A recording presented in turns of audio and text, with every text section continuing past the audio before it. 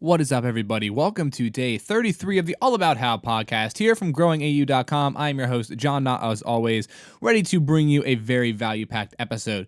As you know, one of the very most integral and important parts of this podcast is documentation and just talking about things that I feel are relatively important on the pathway to success, things that I think that can progress that forward faster, and just things that I think are going to make our lives easier as highly driven, successful people. So we're going to be talking about that today, talking about the importance of routines and how properly leveraging and using a routine on a daily basis can really expedite I think the characteristics and the character building that is required to be successful. So we're gonna be talking about that today. We're gonna be talking about how this podcast actually plays into that for me as well, and really just kind of going over some ways that you can hopefully better implement routines in your life to really start to get the results that you want to see. So we're gonna roll that intro and jump on into it. Here's All About How.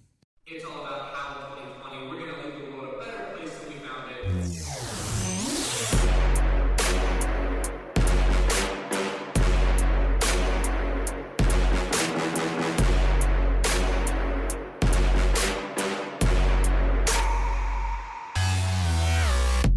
have a very highly successful day. Generally, I think when many people hear the word routine, they kind of roll their eyes because, let's just be honest, routines, just by their definition, they sound boring. They sound like, it's just a routine day, right? That word has really gotten this unfair negative connotation to it, and it doesn't deserve it, because I think routines can really make a day feel awesome because it really allows you to get a lot done, and I don't know a lot that feels better than being productive. So yeah, routines kind of get that negative attachment to them. And I think one of the reasons for that is because the amount of people who are honestly able to stick to and continue a routine, I think it's getting smaller. And that's one, because it's one of the things that I struggle with a lot as an individual, is following a routine, just kind of without question. And I think that comes down to a couple problems. It comes down to, number one, what are the issues standing in your way from continuing that routine day to day? And then number two, what does your discipline look like? I think those are the two major factors that come down and kind of determine whether or not you are likely to complete a routine. And we're going to be talking about both of those today. So let's think about the common routines that a lot of people want, or even better yet, the goals that they want to achieve through the use of routines, right? So maybe we're going to use three. Maybe it's get in better shape, maybe it's lose weight, and maybe it is wake up earlier every day to be more productive. And by the first one, by getting better shape, we're going to like working out, like putting on muscle, stuff like that. So one of the issues that I think is that when people stop doing a routine, or they stop progressing towards a goal, very rarely is that progression halted by the fact that we no longer like the idea of the end product, right? So a lot of people don't stop working out because they no longer like the idea of having a six-pack and being, jacked or trim or lean or whatever body type you're working for. Most people, don't stop dieting in an effort because they don't want to lose weight anymore. And most people don't not get up early because they don't want to be more productive. A lot of people who set these goals, even if they give up on the routines, even if they give up on trying to achieve those goals, they still want to achieve them. Like, most people will not stop working out, dieting, or getting up earlier because they no longer like the idea of the end prospect. So why do people give up on those goals? Well, I think we hear, at least I've heard a lot, and I know that it's sometimes the excuse I will use is, once I'm at the gym and I'm working out, I'm fine, or once I'm eating the meal, I'm fine. It just doesn't matter what it is, or once I'm actually out of bed, it's no problem. I don't want to go back and lay down. I'm ready to be productive, right? But that's the kind of that key word, once I'm, which is somewhat implying that it's once I'm getting over something, once I am there. So it's saying that once I am through a certain point, once I'm past something, I'm fine. So what that is implying, kind of the subtext of that, is saying there is some sort of struggle that I am dealing with that prevents me from just doing it easily every single day. So when I say once I'm doing it, what I'm really saying is once I am done doing something else, right? So let's look at, for example, the working out one, right? So instead of, like, what they're saying is, once I'm working out, I'm totally fine. But what they're really saying is, once I actually make that damn drive to the gym, I'm fine, right? Or maybe it's, once I actually get myself up off the couch, I'm fine. Once I actually, just go right to the gym instead of going home after work, I'm fine. So what they're saying here is, yeah, once I'm at the gym, cool. But that's kind of talking about a symptom. That's not really looking at the core problem. So we have to redefine what we're saying here is, okay, instead of once I'm there, think of once I'm past what? At what point does it become so easy to complete the task that if it were that easy every day, you would do it? Because if the task were easy every day, you wouldn't have a problem kind of maintaining the routine of doing that task, okay? So instead of saying we're going to say once I'm over, right?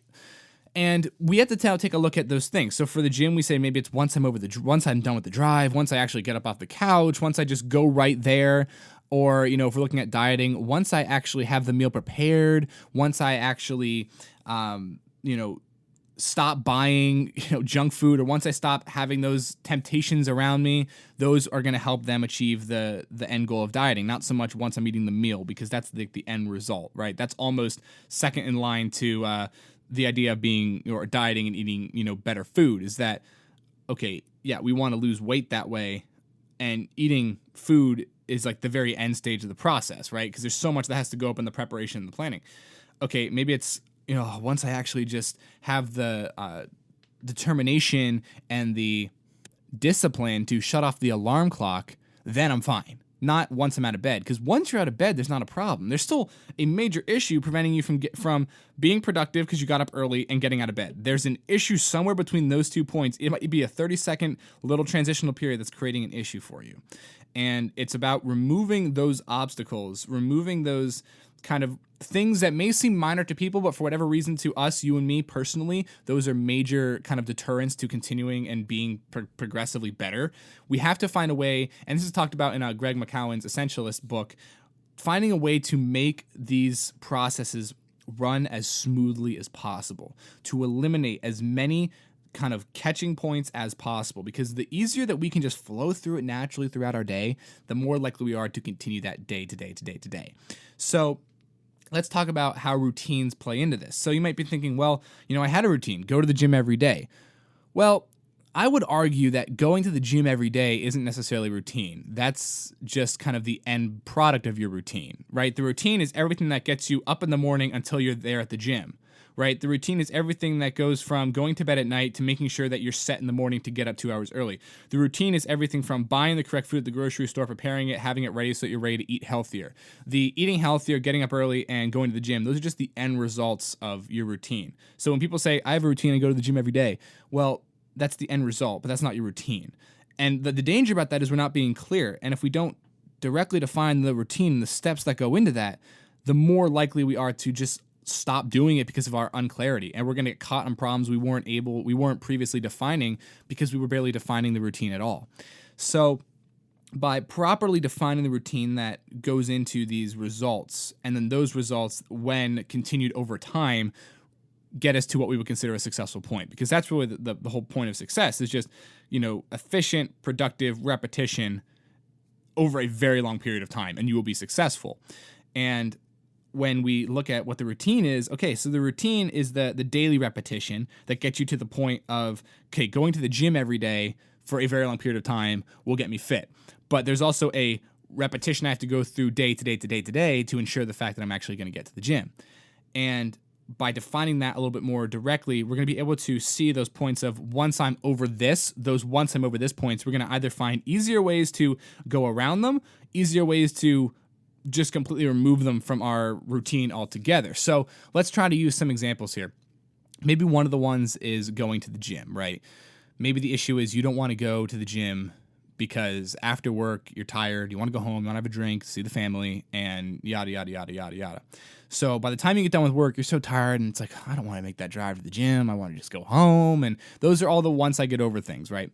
Well, now, instead of looking at it that way, think about how can I build a routine in my life that allows me to go to the gym? So maybe the thought process there is, okay, I'm going to get up an hour earlier and find a way for me to then get to the gym an hour early, before I have to go to work, so that I can just get that workout done in the morning. I'm fresh, I'm energized for the workday, and then when I'm done with work and tired, I can just go home and be with the family. So you're just eliminating that whole I'm tired after work. We're just eliminating that from the equation.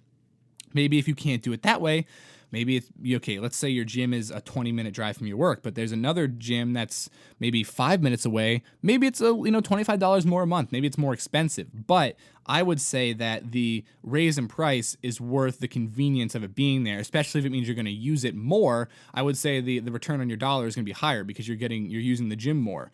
So yeah, maybe it's going to cost you a little bit more, but if you're like, I don't want to drive 20 minutes to the gym, well, all you have to do is walk across the street or drive 5 minutes down the road and the gym's right there on your way home. So finding ways that it makes it easy. So, okay, I'm not going to get up early because it's not going to fit my lifestyle, but I still want to go to the gym. Well, what's the easiest commute that I can make that's going to make it more likely for me to not just forget about it every single day? And if it's close to work, maybe I can walk, maybe it's right on the drive home. All of these things are going to start helping out. And that's all about removing those obstacles, but also then constructing the routine, the day-to-day routine that allows you to continue to go to the gym on that daily basis, right? So maybe the routine for you is, okay, if I want to go to the gym after work and I want to make this as easy as possible, I need to build up a routine in the morning or even possibly the night before that allows me to get everything ready for the gym, everything in the car. It allows me to get maybe my stuff for work ready, my clothes out and ready, everything that's ready for me in the morning. So my morning can be as easy as possible. That way I'm going into work, I'm relaxed. That way maybe I'm more prepared for my work that day. So maybe I don't have as much to do and I'm less tired after work. So now I can actually go to the gym and I'm feeling everything is just kind of really falling into place. So I'm literally doing everything I can. Clothes are ready. Maybe protein shake is ready. My work stuff in the morning is all ready to go, so I don't have to spend pointless energy on that. So I'm doing everything I can to make it as easy as possible to go to the gym. So you've done everything. You removed all those obstacles. Now you're driving down the road to the gym and you drive right past it. That is when it comes down to, okay, you've built your routine, and now it would pay to then go back and make sure you haven't missed a step. There's still some obstacles you can work on, but let's say you think you've done everything and I still don't want to go. Well, at that point, that's when it would be appropriate to sit back and say, all right, my routine is no longer the problem. But now, as we talked about before, it's a discipline problem. But also understanding that the maintaining of routine day to day is going to help rebuild and strengthen that discipline. It's like any other muscle. You got to work it out to keep getting it stronger. It's not just something that's going to be there all the time. And the more you lose the discipline, the more weak it's going to get and you have to rebuild it. So what we're saying though is there's no way for you to know that you have the lack of discipline until you first establish the routine, made the routine as easy as possible, and then you still don't do it, right? So there's these different steps that we have to take to kind of see what the actual root problem is. And by establishing an effective and consistent routine, it's going to allow us to get to that root problem. And if it's simply some barrier I have to get over, it allows us to eliminate that barrier. And if it's a discipline problem, it allows us to diagnose that and then find the proper way to address that problem, which in a lot of cases is probably just more implementation of routine, doing something that you're going to force yourself to do every single day.